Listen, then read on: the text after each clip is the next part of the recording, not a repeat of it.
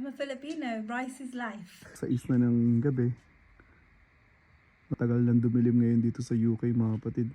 Ganda na. Lapit na pa-summer. Ayan. So ayan oh. Uy. Ang aming ulam. Pork pochero ginisa na ni Mami. Ayan si Mami. Ayan. So ayan, lalagyan na ni Mami yung carrots. Yung beans, bago beans ba yan? Ayan. So ayun, nilagay na rin ni Mami yung saging na saba. Grabe, ang mahal ng saging na saba dito sa UK. Saka ang hirap hanapin mga kapatid. So ayan oh, pork pochero, ang luto ni Mami.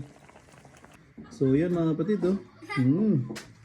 Pork pochero na luto ni Mami. So ayan Mami, thank you. Salamat, salamat. Ito Mami. Thank you, Mommy. Good girl. I'm a Filipino. Rice is life. I'm a Filipino. Eat pork adobo. I'm a Pina. I eat pancit. So yun, konti na lang natira dito sa kanin. Tapos ito yung pochero namin. Oh. Uy, nako. Panaling luto ni Mami. Yan si Mami. Oh. Second batch. Second batch. Sige lang, Mami.